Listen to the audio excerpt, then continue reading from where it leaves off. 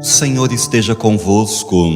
Ele está no meio de nós. Proclamação do Evangelho de nosso Senhor Jesus Cristo segundo Mateus. Glória a vós, Senhor. Naquele tempo, Jesus contou esta parábola a seus discípulos. O reino dos céus é como a história do patrão que saiu de madrugada para contratar trabalhadores para a sua vinha. Combinou com os trabalhadores uma moeda de prata por dia e os mandou para a vinha. Às 9 horas da manhã, o patrão saiu de novo, viu outros que estavam na praça desocupados e lhes disse: Ide também vós para a minha vinha, e eu vos pagarei o que for justo. E eles foram. O patrão saiu de novo ao meio-dia e às 3 horas da tarde e fez a mesma coisa. Saindo outra vez pelas 5 horas da tarde, encontrou outros que estavam na praça e lhes disse: Por que estáis aí o dia inteiro desocupados? Eles responderam: Porque ninguém nos contratou. O patrão lhes disse: Ide vós também para a minha vinha. Quando chegou a tarde, o patrão disse ao administrador: Chama os trabalhadores e paga-lhes uma diária a todos, começando pelos últimos até os primeiros. Vieram os que tinham sido contratados às 5 da tarde, e cada um recebeu uma moeda de prata. Em seguida, vieram os que foram contratados primeiro e pensavam que iam receber mais. Porém, cada um deles também recebeu uma moeda de prata. Ao receberem o pagamento, começaram a resmungar contra o patrão. Estes últimos trabalharam uma só hora, e tu os igualastes a nós, que suportamos o cansaço e o calor o dia inteiro. Então o patrão disse a um deles: Amigo, eu não fui injusto contigo. Não combinamos uma moeda de prata? Toma o que é teu e volta para casa. Eu quero dar a este que foi contratado por último o mesmo que dei a ti. Por acaso não tenho o direito de fazer o que quero com aquilo que me pertence? Ou estás com inveja porque estou sendo bom? Assim, os últimos serão os primeiros e os primeiros serão os últimos. Palavra da salvação. Glória a vós, Senhor. Que as palavras do Santo Evangelho perdoem os nossos pecados. Hoje nós celebramos com a igreja inteira, no mundo inteiro, o 25º domingo do tempo comum, tempo da esperança, da graça, da força, da luz, e tempo de entender também quem é Deus, como Deus pensa e como é diferente da forma que nós pensamos. Muitas vezes a gente pensa de uma maneira e acredita que Deus também pensa daquele jeito, e às vezes nos enganamos. Os israelitas se enganaram muitas vezes. Muitas vezes eles achavam que Deus pensava assim e não pensava. Agora, nós ouvimos a primeira leitura, profeta Isaías, lembrando que sempre o padre lembra, que tem 3 profetas chamados Isaías, um antes do exílio na Babilônia, um outro vivendo no exílio na Babilônia e um terceiro que veio depois do exílio da Babilônia. Esse aqui é o segundo, ele está lá na Babilônia, preso junto com os cidadãos de Israel, presos pelas tropas de Nabucodonosor a partir de 587 a.C. E aí, eles reconhecem os judeus que eles estão presos, foram sequestrados, foram levados, foram arrancados, desterrados do seu lar, porque, por causa do pecado, não obedeceram a Deus e não ouviram os profetas. Todo mundo sabe, Jeremias falou tanto, para que o reino já não fizesse isso, nem isso, nem isso. Houve muitas denúncias, houve muitos avisos dos profetas e os governantes não deram ouvido. Por isso, eles foram parar no cativeiro. Agora, eles estão tão culpados que eles acham que Deus não vai dar nova chance. Porque assim era o costume judaico. Um pai, quando expulsava um filho de casa, nunca mais aquele filho podia voltar. Nunca mais, nunca. Não tinha arrependimento, não voltava mais. E eles têm essa ideia de que eles também foram expulsos da terra deles e por isso, nunca mais poderão voltar para Israel. E aí a voz do profeta que se levanta para dizer: os teus pensamentos não são igual aos pensamentos do Senhor. Buscai o Senhor enquanto pode ser achado, invocai-o enquanto ele está perto, abandone o ímpio o seu caminho e o homem justo as suas maquinações. Volte para o Senhor, que terá piedade dele. Então existe conversão, existe volta, existe retorno, existe uma nova chance, que eles achavam que já tinham perdido as esperanças. E ainda ele completa: olha, volte para o nosso Deus, que é generoso no perdão. Os meus pensamentos não são como os vossos pensamentos, e vossos caminhos não são como os meus caminhos, diz o Senhor. Então os meus caminhos estão tão acima dos vossos, e os meus pensamentos tão acima dos seus pensamentos, como está o céu acima da terra. Ou seja, é inescrutável. O pensamento, a forma de pensar de Deus, a justiça divina, não é igual à justiça humana, graças a Deus, sim ou não? Já pensou se você fosse julgado, quando passasse dessa vida, nós fôssemos julgados por alguém dessa terra? Já pensou? Pessoas que te julgaram a vida toda, que te apontaram o dedo, te recriminaram, criticaram. Já pensou você ter que ser julgado por uma pessoa dessa? Se você vai para o céu ou não, passar a eternidade? A justiça divina é muito mais justa, A justiça divina é bem diferente. Não é como a justiça dos homens. Jesus também já tinha falado isso, porque o direito positivo, o direito humano, pode até ter evoluído, com o passar do tempo, melhorado, se adaptado, leis que procuram cada vez mais melhorar a vida, mas ainda não é a justiça divina.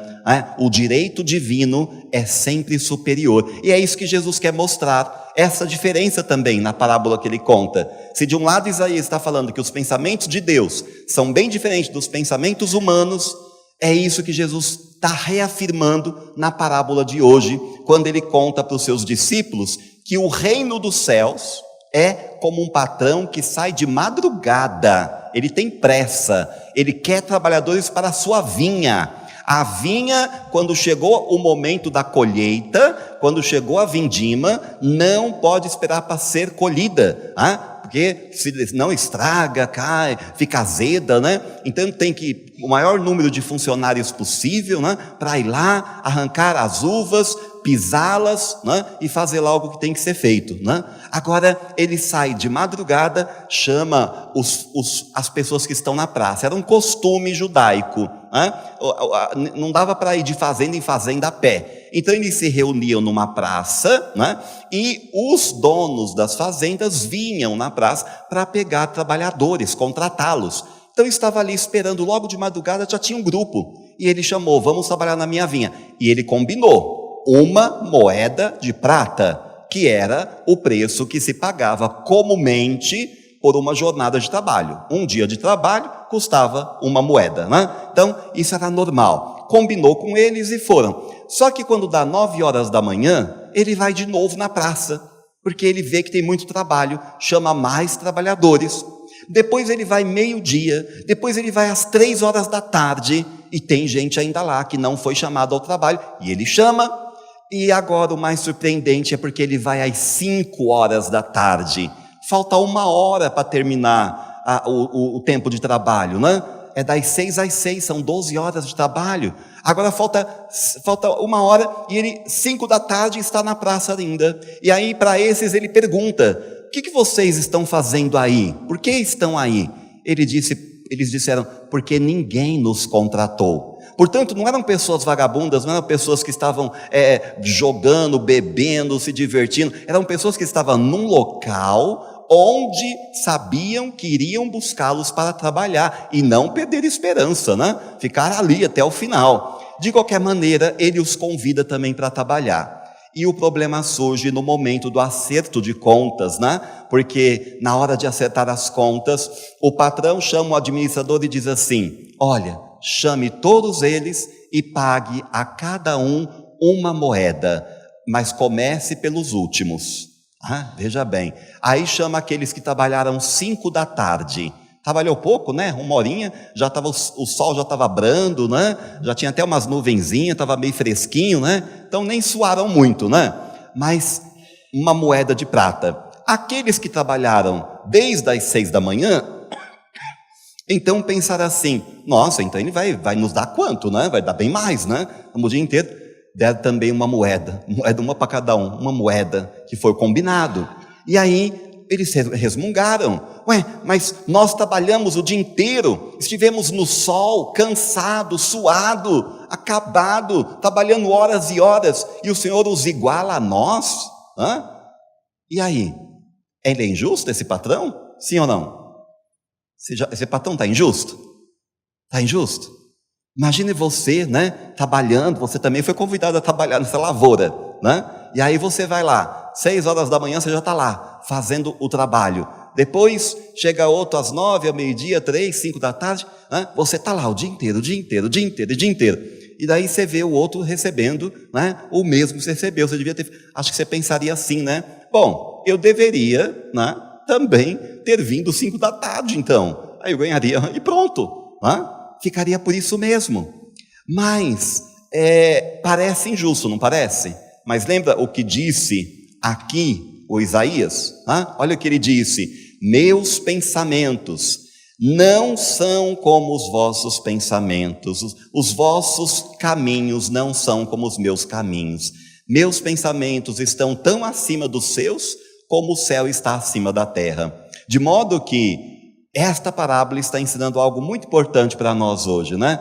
Depois, quando ele responde isso, o patrão fala assim: amigo, eu não te fui injusto, eu não fui injusto contigo, nós não combinamos uma moeda de prata?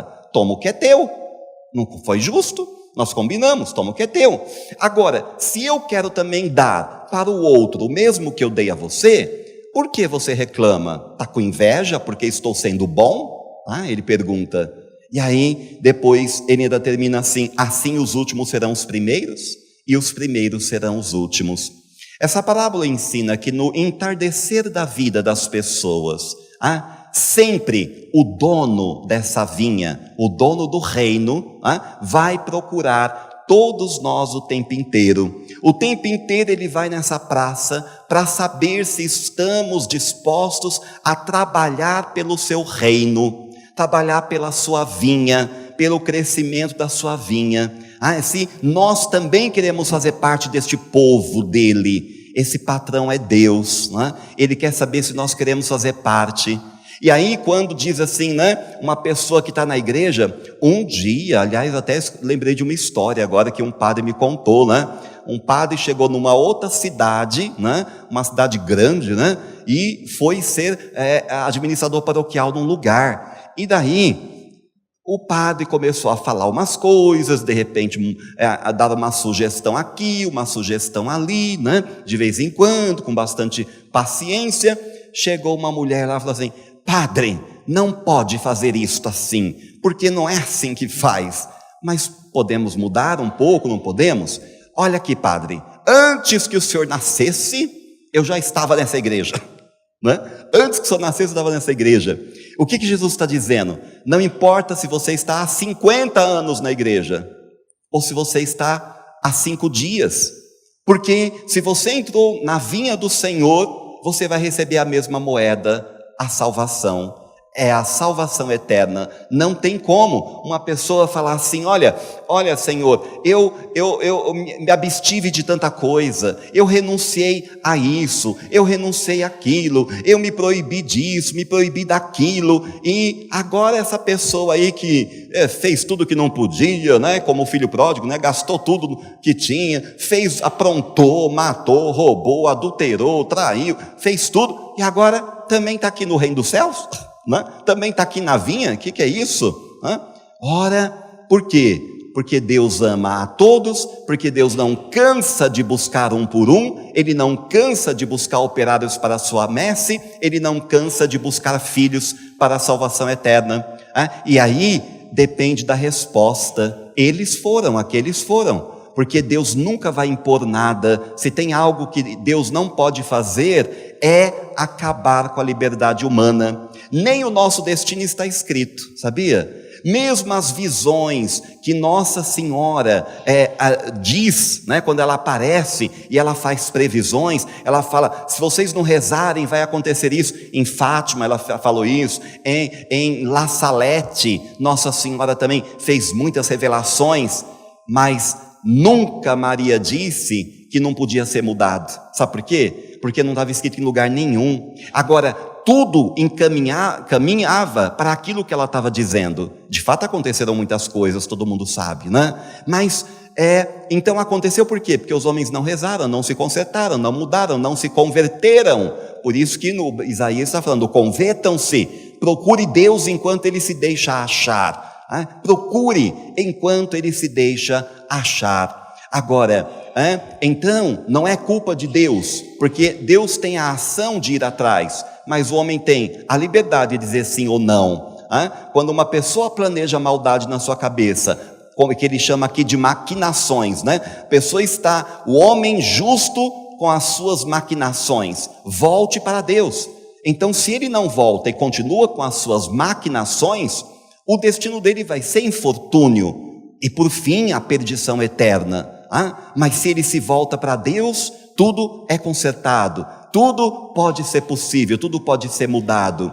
Jesus então mostra que tanto aqueles que estão, né, há 50 anos lá na igreja, como aquela mulher, quanto aquele padre que tinha acabado de chegar naquela paróquia, eles estavam no mesmo barco, estavam para trabalhar na mesma comunidade, viver na unidade, na comunhão, criar amor, entendimento, compreensão, e não briga na comunidade, e não divisão, mas a vinha tem que produzir, com a ajuda de todos, porque São Paulo já dizia que a igreja é um corpo, e que um corpo precisa de todas as partes, porque a mão não pode fazer o que faz o pé, mas o olho também não faz o que faz a orelha, nem a boca faz o que faz o pé também, então de modo que é preciso ter todas as partes, e assim todos podem contribuir, porque cada um é importante, seja qual for a tarefa que Deus lhe der nessa vida, é importante, qual for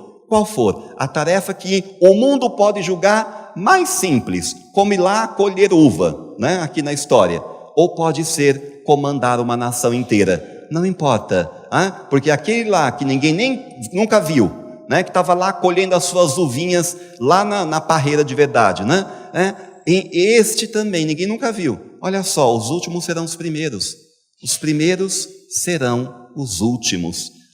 A gente se ilude muito com a grandeza do mundo, com a vaidade do mundo, com a riqueza do mundo, com o brilho do mundo, e esquece de olhar para Deus e para o chamado, para aquilo que Ele tem para nós. Hoje Ele reitera, Ele chama, Ele reafirma, Ele exorta, Ele fala, ainda é tempo.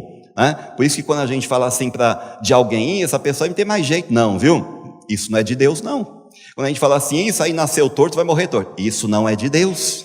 Por que não é de Deus? Porque tudo tem jeito. Agora, o que não precisa ser mudado, Deus não vai mudar. Porque eu vou fazer uma simpatia, porque meu filho está gostando, não sei de quem, não sei o quê. Vai continuar gostando. Pode fazer simpatia, pedido, promessa, o que quiser. Por quê? Porque Deus fez assim, uma pessoa para outra. Não adianta a mãe ficar, o pai e o vizinho querendo separar aquelas pessoas que se amam. Está vendo? Então tem coisas que são inexoráveis porque Deus assim deseja. Agora, aquilo que pode ser mudado tem que ser transformado no coração de cada um. O que tem que ser mudado é o coração do outro. Por que ela tem raiva daquela pessoa que o filho está com ela? Por que ela tem raiva daquilo? Por que ela pensa assim? É esse o pensamento, e não a condenação. Então o problema está nela, não no filho. Agora, isso tudo para dizer, que a conversão é cada um de nós temos que fazer, não é o outro.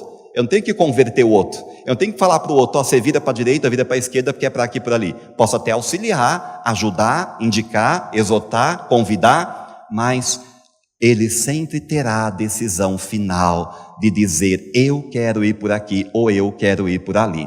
Que Deus nos ajude hoje a ouvir esta palavra tão bela do profeta Isaías, de tirar do coração aquilo que é ruim, de abandonar o mal, o ímpio abandone o seu caminho e tome o caminho de Deus. e lembrar que por mais que nós queiramos que o nosso pensamento seja igual ao de Deus, vamos tirar todos nós o cavalinho da chuva, né? Porque o nosso pensamento não é igual ao pensamento de Deus. Deus sempre será mais justo, porque se fôssemos julgados hoje, né, por algumas determinadas pessoas, coitado de nós, né? Já jogava a gente no caldeirão, né? Não do Hulk, mas no caldeirão do fogo ardente. Caldeirão do fogo ardente, né? Olha, então vamos contar com a misericórdia de Deus. Não importa que momento da vida, no alvorecer da vida, sim, lembrei de uma coisa, né? Mas a pessoa fala assim, então não vou mais na missa não, né? Eu vou mesmo me divertir, eu vou sair por aí, vou pecar, vou fazer, vou acontecer. Quando eu estiver lá nas minhas 5 horas da tarde da vida, né? Então aí eu vou lá, né? Senhor, deixa eu entrar aí, né? Agora eu vou trabalhar na igreja, estou velho mesmo, acabado, estou com 99 anos, agora, né? De repente pode acabar, né? Pode chegar ao fim, então tenho 99 anos, estou aqui o restinho para o Senhor me usar no reino. Não, né? Por quê? Lembra de uma coisa, você vai fazer uma viagem, que cidade você quer ir? Uma cidade bem bonita e gostosa. Bom, que esse calor agora podia ir na praia, né? Você tá numa praia, tá aquele vento, aquela brisa maravilhosa, aquele mar gigante, né? Você está ali. Só que você pode ficar lá 5 dias. Você está lá, você acordou, você foi para o sol, tomou sol, e aproveitou bem aquela praia, né? Mas o seu amigo só ficou trabalhando aqui e só pôde te buscar no último dia. E aí ele foi te buscar e ficou 5 minutos na praia. Quem que se divertiu mais? Quem ficou uma semana ou quem ficou 5 minutos? Deu para entender quem foi mais feliz? Quem é mais feliz? Aquele que está com Deus desde o alvorecer da vida? Ou aquele que chegou à vinha do Senhor 5 horas da tarde? Quem é mais feliz? Quem viveu uma vida frutuosa? Mas eu tive muita renúncia. Por que isso? Porque os moralismos que inventaram foi que te obrigaram. Disseram até para um time ali de futebol que eles agora eram cristãos, não podia mais jogar bola. Falei, mas da onde está escrito isso, né? Aí o menino estava jogando bola, ficou suado, tirou a camisa. Não, você é cristão, não pode tirar a camisa. Quem não pode tirar a camisa? O que é isso? Quem já se viu o homem não poder tirar a camisa? Que absurdo, né? Vai tirar a camisa, vai fazer o que você quiser. Então, o cristianismo não é um conjunto de regras, de proibições, de negações, de repressões. É o anúncio do amor. O cristianismo é o anúncio da salvação para todos. É a boa notícia, não é a repressão, não é a ditadura. É por isso que as pessoas não entendem, preferem ficar lá fora na vida, vivendo lá até os 99 anos, para chegar no último ano às 5 horas da tarde e vir na vinha. Não espere, porque nós podemos ser felizes durante todo aquele tempo com o Senhor, embora desafios, problemas, dificuldades, mas com a força do alto do nosso lado. Sim ou não? E é isso que nós queremos, ser chamados pelo Senhor. E na hora que Ele chamar a gente, que Ele já chamou, nós já estamos aqui na vinha dEle, nós dizemos o nosso sim. Eu quero estar contigo, Senhor, sempre, o quanto antes melhor, né? Não ficar deixando para quando eu tiver um sofrimento, uma tristeza, quando eu tiver acabado. Eu quero ir quando eu estou bem, quando eu estou sorrindo, quando eu estou feliz, porque eu também quero ser um trabalhador da vinha, eu também quero anunciar o reino da salvação. Nossa Senhora do Rosário, São José, São Padre Pio, em nome do Pai, do Filho e do Espírito Santo.